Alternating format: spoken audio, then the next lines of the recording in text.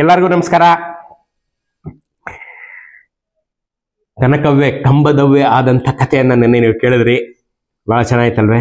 ಹಂಗೆ ದುರ್ಗ ಯಾವಾಗಲೂ ಪ್ರತಿಯೊಂದು ಕಲ್ಗೂ ದುರ್ಗದಲ್ಲಿ ಒಂದು ಕಥೆ ಇದೆ ಅಂತ ನಾನು ಯಾವಾಗ ಹೇಳೋದು ಅದಕ್ಕೇನೆ.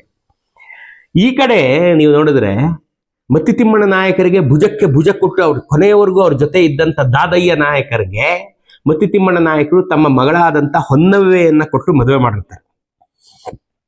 ಆಯ್ತಾ? ಈ ದಾದಯ್ಯ ನಾಯಕರಿಗೆ ಮತ್ತಿತಿಮ್ಮಣ್ಣ ನಾಯಕರ ಮೇಲೆ ಅಪಾರವಾದಂಥ ಭಕ್ತಿ, ಪ್ರೀತಿ, ವಾತ್ಸಲ್ಯ ಎಲ್ಲ ಇದ್ರು. ಒಂದು ಗುಲ್ಗಂಜಿ ತೂಕ ಜಾಸ್ತಿ ವಿಜಯನಗರದ ಮೇಲೆ ಭಕ್ತಿ ಜಾಸ್ತಿ ಇರುತ್ತೆ ದಾದಯ್ಯ ನಾಯಕರಿಗೆ. ಈ ದಾದಯ್ಯ ನಾಯಕರಿಗೆ ಮತ್ತಿತಿಮ್ಮಣ್ಣ ನಾಯಕರ ಮಗಳಾದಂಥ ಹೊನ್ನವ್ವೆಯನ್ನ ಕೊಟ್ಟು ಮದುವೆ ಮಾಡಿದಾಗ ಅವ್ರಿಗಿರೋದಕ್ಕೆ ಅಂತ ಯಾವುದು ಕೋಟೆ ಕೊತ್ಲ ಏನು ಇರೋದಿಲ್ಲ. ಆಗ ಓಬಣ್ಣ ನಾಯಕ ಅಂದ್ರೆ ಮದಕರಿ ನಾಯಕ ಉಚ್ಚಂಗಿ ದುರ್ಗವನ್ನ ಅವ್ರಿಗೆ ಕೊಟ್ಟು ತನ್ನ ಭಾವ ಮತ್ತೆ ತನ್ನ ತಂಗಿಯನ್ನ ಅಲ್ಲಿ ಇರೋದಕ್ಕೆ ವ್ಯವಸ್ಥೆ ಮಾಡ್ಕೊಡ್ತಾರೆ. ದಾದಯ್ಯ ನಾಯಕರಿಗೆ ಸಂಸಾರಕ್ಕೆ ವ್ಯವಸ್ಥೆ ಮಾಡ್ಕೊಡ್ತಾರೆ. ಅವರೇ ದಾದಯ್ಯ ನಾಯಕನೇ ಹರಪನಹಳ್ಳಿ ನಾಯಕರ ಮೂಲ ಪುರುಷ. ಇವರೇ ಹರಪನಹಳ್ಳಿ ನಾಯಕರ ಮೂಲ ಪುರುಷ. ಯಾವ ಚಿತ್ರದುರ್ಗ ಸಂಸ್ಥಾನಕ್ಕೆ ಅತ್ಯಂತ ನಿಷ್ಠೆಯಿಂದಿದ್ದು ಅವ್ರ ಮನೆ ಮಗಳನ್ನೇ ಮದುವೆಯಾಗಿ ಅವ್ರು ಕೊಟ್ಟ ಉಚ್ಚಂಗಿ ದುರ್ಗದಿಂದನೇ ತನ್ನ ಅಸ್ತಿತ್ವವನ್ನು ಶುರು ಮಾಡಿದಂಥ ದಾದಯ್ಯ ನಾಯಕರು ಹರಪನಹಳ್ಳಿಯ ವಂಶಸ್ಥರು ಮುಂದಕ್ಕೆ ಬರ್ತಾ ಬರ್ತಾ ಚಿತ್ರದುರ್ಗ ಕಂಡ್ರೆ ಹಾವು ಮುಂಗುಸಿ ತರ ದ್ವೇಷ ಸೇಡು ಶುರು ಆಗ್ಬಿಡುತ್ತೆ.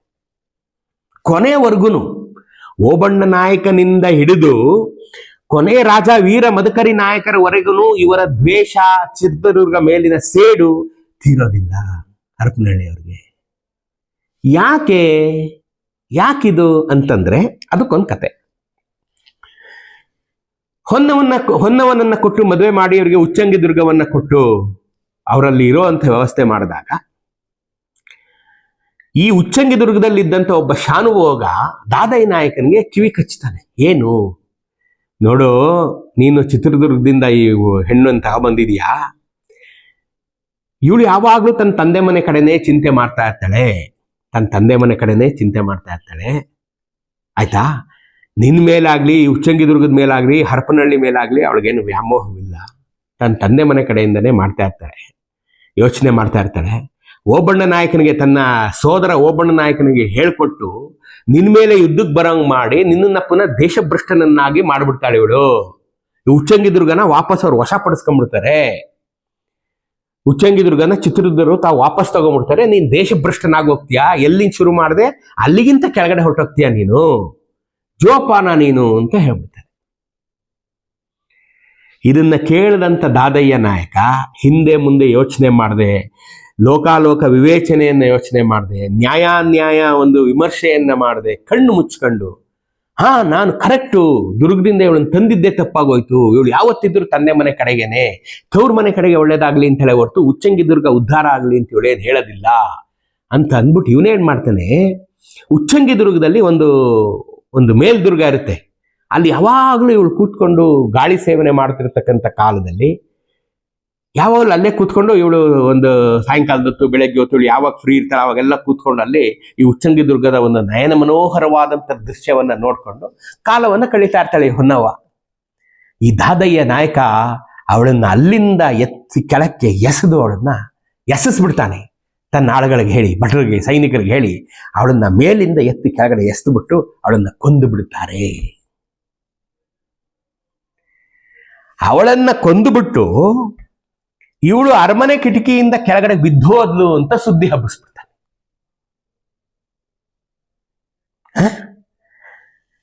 ಅರಮನೆ ಕಿಟಕಿಯಿಂದ ಬಿದ್ದೋದ್ಲು ಅಂತ ಸುದ್ದಿ ಹಬ್ಬಿಸ್ಬಿಡ್ತಾನೆ. ಇದು ಇವನಿಗೆ ಸಹಿಸಲು ಅಸಾಧ್ಯವಾದಂಥ ವೇದನೆ ಆಗಿತ್ತು ಒಬ್ಬನಾಗ. ಅವತ್ತಿಂದ ಈ ದ್ವೇಷ ಶುರುವಾಗುತ್ತೆ.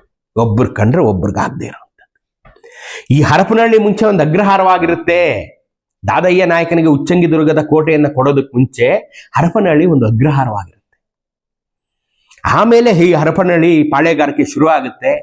ಆದರೆ ಆ ಪಾಳೆಗಾರಿಕೆ ಶುರುವಾಗಿ ಬಂದಂತ ಮೊದಲ ಮಾತೃ ದೇವತೆಯನ್ನೇ ಆ ದಾದಯ್ಯ ನಾಯಕ ಅವಳನ್ನ ಕಮರಿಗೆ ಎಸೆಯುವುದರ ಮೂಲಕ ಬಹುದೊಡ್ಡ ತಪ್ಪನ್ನ, ತನ್ನ ಜೀವನದ ಬಹುದೊಡ್ಡ ತಪ್ಪನ್ನ ಮಾಡ್ಬಿಡ್ತಾನೆ. ಬಹಳ ದೊಡ್ಡ ತಪ್ಪು ಮಾಡ್ಬಿಡ್ತಾನೆ. ಎಂದಿಗೂ ಮುಖ ತೋರಿಸವದಾನಾಗ್ಬಿಡ್ತಾನೆ. ಎಂದಿಗೂ ಮುಖ ತೋರಿಸವದವನಾಗಿ ಹೌದು ಏನೀಗ ನಾನು ನೀನು ನಿನ್ನ ಎದುರಿಗೆ ನಿಂತ್ಕೊತೀನಿ, ನಿನ್ಗಿಂತ ನಾನೇನು ಹೆಚ್ಚು ಕಡಿಮೆ ಅಂತ ಶುರು ಮಾಡ್ಬಿಡ್ತೇನೆ. ಅದು ಅನ್ಯಥಾ ಬೇಕಾಗಿರಲ್ಲ. ಅದು ಆ ದ್ವೇಷವೇ, ಆ ಸೇಡೇ ಬೇಕಾಗಿರಲ್ಲ. ಇವರಿವರು ಒಂದಾಗಿ ನಾಯಕರು ಬೇರೆಯವರನ್ನ ಎದುರಿಸಿ ದೊಡ್ಡ ಕೋಟೆಯನ್ನ ಕಟ್ಕೊಂಡು ಸಂರಕ್ಷಣೆ ಮಾಡ್ಕೊಳ್ಳೋ ಬದಲು ಇವರಿವರಲ್ಲೇ ಕಿಚ್ಚಾಟ ಆರಂಭ ಆಗೋಗುತ್ತೆ.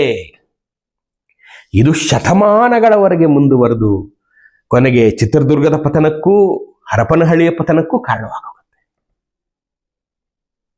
ಜಾತಿಗೆ ಜಾತಿ ವೈರಿ, ನೀರಿಗೆ ಪಾಚಿ ವೈರಿ ಅಲ್ಲೇನ್ರಿ? ನೀರಿಗೆ ಅದರೊಳಗಡೆ ಇರ್ತಕ್ಕಂಥ ಪಾಚಿಯೇ ವೈರಿ, ಜಾತಿಗೆ ಜಾತಿಯೇ ವೈರಿ ಅಂತ ಇಲ್ಲಿ ಮನದಟ್ಟು. ಅರ್ಥ ಆಯ್ತಾ? ಸೊ ಇದು ಹರಪನಹಳ್ಳಿಯ ಉಗಮ, ಹರಪನಹಳ್ಳಿ ಪಾಳ್ಯಗಾರರ ಉಗಮ. ಇದು ಉಗಮ ಆಗುತ್ತೆ. ಅಲ್ಲಿಂದ ದ್ವೇಷವೂ ಉಗಮ ಆಗುತ್ತೆ. ಎಂದಿಗೂ ಮುಗಿಯದ ದ್ವೇಷವಾಗಿ 3 ಶತಮಾನಗಳ ಕಾಲ ಹೊತ್ತಿ ಉರಿದು 2 ಸಂಸ್ಥಾನಗಳನ್ನು ಆಹುತಿ ತಗೊಂಡ್ಬಿಡುತ್ತೆ. ಈ ಕಾಲದಲ್ಲಿ ಓಬಣ್ಣ ನಾಯಕ ಶೋಭಕೃತ ಸಂವತ್ಸರದಲ್ಲಿ ಸ್ವರ್ಗಸ್ಥನಾದನು. ಶೋಭಕೃತ ಸಂವತ್ಸರದಲ್ಲಿ ಸ್ವರ್ಗಸ್ಥನಾದ ಮೇಲೆ ಇವನ ಅಸ್ಥಿಯನ್ನ ಇವನ ಮಗ ಕಸ್ತೂರಿ ರಂಗಪ್ಪ ನಾಯಕನು ಅರವನ ಹಾಳಿನಲ್ಲಿ ಸ್ಥಾಪನೆ ಮಾಡಿ ಅಲ್ಲಿ ಸಮಾಧಿ ಮಾಡಿಸಿದನು. ಇವರ ಸಂಗಡ 5 ಜನ ನಾಗತಿಯರು ಸಹಗಮನ ಮಾಡಿದರು. 2 ನಾಗತಿಯರು ಉಳಿದುಕೊಂಡರು. ಈ ಯಾವಾಗ ಮೊದಲನೇದು, ಇವಾಗ ಇವರು ರಂಗಪ್ಪನ ಮಗಳು ಕನಕವನನ್ನ ಮದುವೆ, ಕನಕಗಿರಿ ನಾಯಕರ ಮಗಳು ಕನಕವನನ್ನ ಮದುವೆ ಆಗಿ ಅವಳು ಕಂಬದವನಾಗಿ ಅಲ್ಲಿಗೆ ಹೋಗಿ ಸೇರ್ಕೊಂಡ ಮೇಲೆ ಮತ್ತು 7 ಜನರನ್ನ ಇವರು ಮದುವೆ ಆಗ್ತಾರೆ. ರಾಜ ಬಹುಪತ್ನಿ ವಲ್ಲಭ. ನಾ ಇದನ್ನು ಬಹಳ ಮುಂಚೆನೂ ಹೇಳಿದ್ದೀನಿ. ರಾಜ ಬಹುಪತ್ನಿ ವಲ್ಲಭ. ನಾನಾ ಕಾರಣಗಳಿಂದ ರಾಜರು 5-6 ಮದುವೆಗಳನ್ನ ಮಾಡ್ಕೊಳ್ತಿರ್ತಾರೆ. ಮಕ್ಕಳಾಗದೆ ಇದ್ರೆ ಒಬ್ಳಿಗೆ ಇನ್ನೊಬ್ಳಿಗಾದ್ರೆ ವಂಶ ಮುಂದುವರಿಬೇಕು ಅಂತ. ಆಮೇಲೆ ಪಟ್ಟದ ರಾಣಿ ಅನ್ನುವಂಥ ಒಂದು ಪದ ಏನಿದೆ ಅದು ಬಹಳ ಪ್ರಾಮುಖ್ಯವಾದಂಥದ್ದು. ಒಬ್ಳು ಇದ್ದು ಅವಳು ಯಾವುದೇ ಕಾರಣಕ್ಕೂ ತೀರೋದ್ರೆ ರಾಜ್ಯದಲ್ಲಿ ರಾಜ್ಯಲಕ್ಷ್ಮಿಯೇ ಕಳೆದು ಹೋದಂತೆ. ಹಾಗಾಗಿ 5, 6, 7 ಜನರನ್ನ ಮದುವೆ ಮಾಡ್ಕೊಳ್ತಿರ್ತಾರೆ. ಮತ್ತು ಸ್ವರಕ್ಷಣೆಗಾಗಿ, ಅವರ ರಕ್ಷಣೆಗಾಗಿ, ಯಾರು ಪಟ್ಟದ ರಾಣಿ ಅಂತ ಗೊತ್ತೇ ಆಗಬಾರ್ದಂತೆ ಇವೆಲ್ಲ ಒಂಥರ ಆತ್ಮರಕ್ಷಣೆಯ ತಂತ್ರಗಳಾಗಿವೆ. ಇವರು ತೀರ್ಕೊಂಡಾಗ, ಓಬಣ್ಣ ನಾಯಕರು ತೀರ್ಕೊಂಡಾಗ ಅವ್ರ ಜೊತೆ ಇದ್ದಂತ 7 ಜನ ರಾಣಿಯರಲ್ಲಿ 5 ಜನ ರಾಣಿಯರು ಸಹಗಮನ ಮಾಡ್ತಾರೆ. ಈ ಸಹಗಮನದಲ್ಲಿ ಒಂದು ಪ್ರೊಸೀಜರ್ ಇದೆ.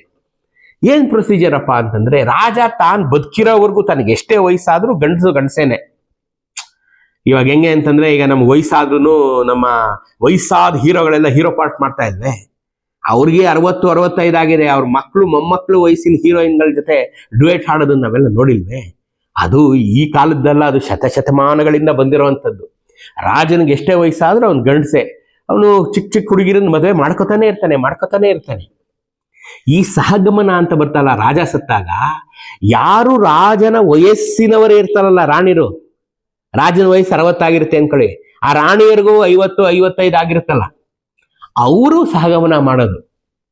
ಚಿಕ್ಕವರನ್ನ ಅವ್ರು ಉಳಿಸ್ತಾರೆ. ನೀನು ಈಗ ಮದುವೆ ಆಗಿದ್ಯಾ, ನನ್ನ ಗಂಡನಿಗೆ 7ನೇ ಅವಳು, 8ನೇ ಅವಳು, 9ನೇ ಅವಳು, ನೀನ್ ಈಗ ಮದುವೆ ಆಗಿದ್ಯಾ, ನೀನೇನ್ ಜೀವನ ನೋಡಿದ್ಯಾವ ಅವನ ಜೊತೆ ಸಹಗಮನ ಮಾಡಕ್ಕೆ, ನೀನ್ ಬದುಕಿರೋ ಇನ್ನೊಂದು 4 ವರ್ಷ ನೆಮ್ಮದಿಯಾಗಿರು, ನಾನು ಹೋಯ್ತೀನಿ ಇವನ್ ಜೊತೆ ಅಂತ ಅವನ ವಯಸ್ಸಿನವರೆಲ್ಲ ಸಹಗಮನ ಮಾಡ್ತಾರೆ. ಈ ಸಹಗಮನದಲ್ಲಿ ಇರುವಂತ ಇದು ಒಂಥರ ಅಘೋಷಿತ ಪದ್ಧತಿ.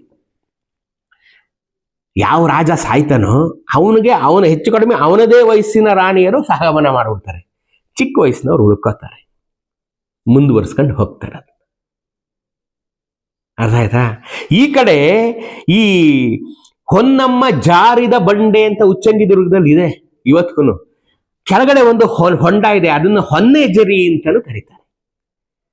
ಹೊನ್ನಮ್ಮ ಅಲ್ಲಿಗೆ ಬಿದ್ಲು ಆ ಜಾಗಕ್ಕೆ ಅನ್ನೋದ ಒಂದು ನೆನಪಾಗಿ ಹೊನ್ನೆಜರಿ ಅಂತ ಅದನ್ನ ಕರೀತಾರೆ.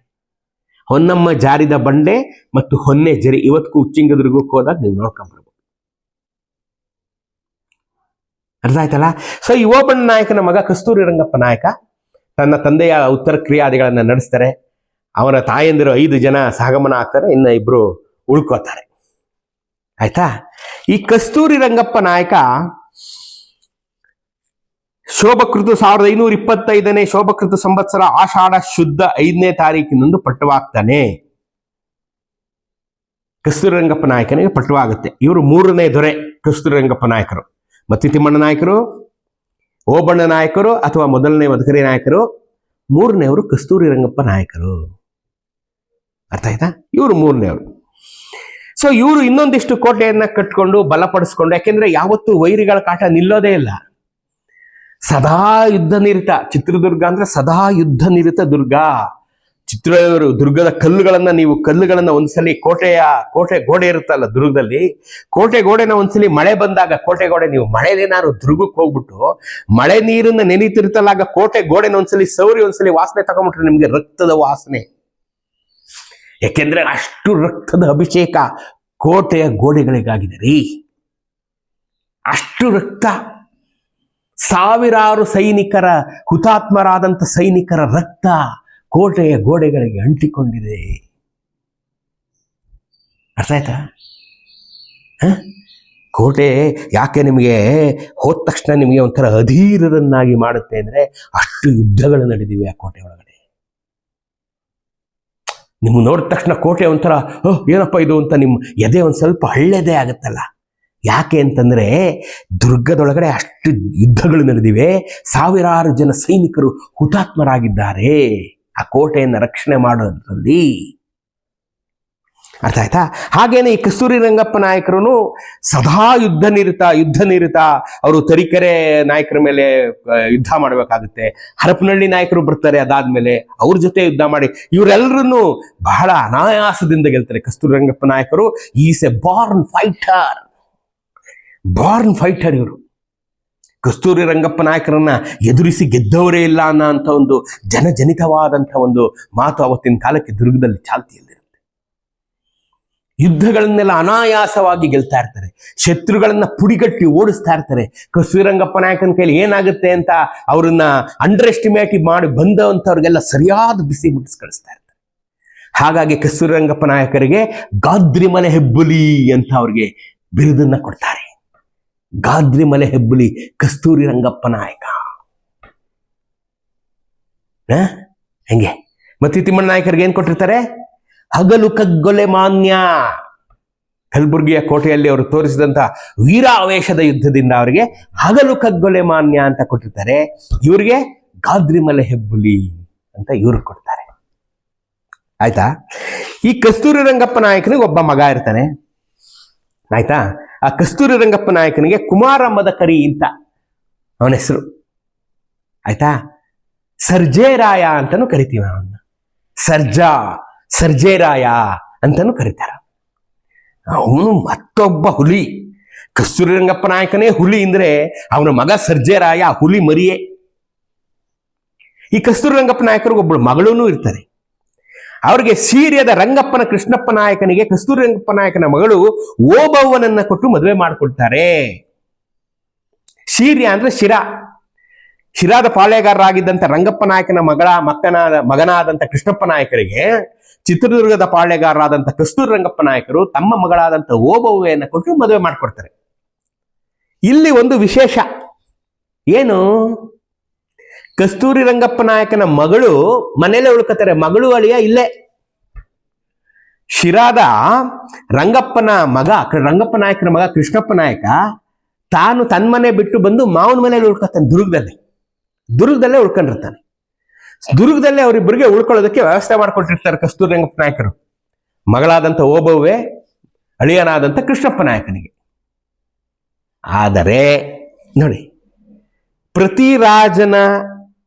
ಪ್ರತಿ ರಾಜನ ಆಳ್ವಿಕೆಯಲ್ಲೂ ಮೋಸ, ವಂಚನೆ, ದಗ, ಸ್ವಾಮಿದ್ರೋಹ, ಬೆನ್ನಿಗೆ ಚೂರಿ ಹಿಡಿಯೋದು ಎಲ್ಲನೂ ನಡೆಯುತ್ತೆ. ಶಿರಾದ ರಂಗಪ್ಪ ನಾಯಕನ ಮಗ ಕೃಷ್ಣಪ್ಪ ನಾಯಕ ಒಳಗೇ ಇರ್ತಾನೆ. ಇವರು ವೈಭವ ನೋಡ್ತಾನೆ. ಏನ್ ನಮ್ಮ ಮಾವನ ಮನೆ, ಏನ್ ಇವ್ರದ್ದು ಆಡಳಿತ, ಏನ್ ಗತ್ತು, ಏನ್ ಗೈರತ್ತು, ಏನ್ ಕೋಟೆ, ಏನ್ ದೇವಸ್ಥಾನಗಳು, ಏನ್ ಆಸ್ತಿ ಅಂತಸ್ತು ವೈಭವ, ಇದು ನಂದಾಗಿಸ್ಕೊಂಡ್ಬಿಟ್ರೆ ಹೆಂಗಿರ್ತದೆ ಅಲ್ವೇನ್ರಿ? ಇದು ನಂದಾಗ್ಬಿಟ್ರೆ ಹೆಂಗಿರ್ತದೆ? ಇದು ಈ ವೈಭವ, ಈ ಕೋಟೆಗಳು, ಈ ಒಂದು ಅಪಾರವಾದಂಥ ಸೈನ್ಯ, ಇಷ್ಟು ಧೈರ್ಯ, ಇಷ್ಟು ವಿಜಯ ಎಲ್ಲ ನಂದಾಗಿಸ್ಕೊಂಡ್ಬಿಟ್ರೆ ಹಾಕೊಟ್ಬಿಡ್ತಾನೆ ಒಳಗಡೆಯಿಂದ. ಸ್ವಾಮಿ ದ್ರೋಹತನ ಶುರು ಮಾಡ್ಬಿಡ್ತಾನೆ. ಯಾರಿಗೂ ಗೊತ್ತಾಗಲ್ಲ. ಅಳಿಯ ದೇವರು ಮನೇಲಿ ಇದ್ಕೊಂಡು ಈ ತರ ಮಾಡ್ತಾರೆ ಅಂತ ಯಾರಿಗೂ ಗೊತ್ತಾಗುತ್ತೆ? ಅದಕ್ಕೆ ಹಿರಿಯರು ಒಂದು ಗಾದೆ ಹೇಳಿದ್ದಾರೆ, ಜಾಮಾತೋ ದಶಮಗ್ರಹ ಅಂತ ಸಂಸ್ಕೃತದಲ್ಲಿದೆ. ಜಾಮಾತೋ ದಶಮಗ್ರಹ, ಜಾಮಾತ ಅಂದ್ರೆ ಅಳಿಯ, ದಶಮಗ್ರಹ ಅಂದ್ರೆ 10ನೇ ಗ್ರಹ ಅಂತ. ಅಂದ್ರೆ 9 ಗ್ರಹ ಸೇರ್ಕೊಂಡು ನಮ್ಗೆ ಹಿಂಸೆ ಕೊಡಕ್ಕಲ್ದೆ ಇವ್ದು ಬೇರೆ ಬಂದು ಸೇರ್ಕೊಂಡ ಅಂತ ಜಾಮಾತೋ ದಶಮಗ್ರಹ ಅಂತ ಹಿಂದ್ಲವರು ಆಡ್ಕೋತಾರೆ. ಅಳಿಯಿಂದ, ಮನೆ ಅಳಿಯಿಂದ ಯಾವತ್ತೋ ಆಡ್ಕೋತಿರ್ತಾರೆ. ಜಾಮಾತೋ ದಶಮಗ್ರಹ. ಹಂಗೆ ಇವನು ಜಾಮಾತೋ ದಶಮಗ್ರಹ ಆಗಿ ಒಳಗೆ ಸೇರ್ಕೊಂಡು ಇವನೇನ್ ಮಾಡ್ತಾನೆ, ಈ ಜಾಮಾತೋ ಇದಾನಲ್ಲಪ್ಪ ಕೃಷ್ಣಪ್ಪ ನಾಯಕ, ಒಳಗ್ ಸೇರ್ಕೊಂಡು ಏನ್ ಮಾಡ್ತಾನೆ ಅಂತ ಅಂದ್ರೆ ಮತ್ತೊಬ್ಬ ಹೀರೋನನ್ನು ಹುಟ್ಟಾಕ್ತಾನೆ.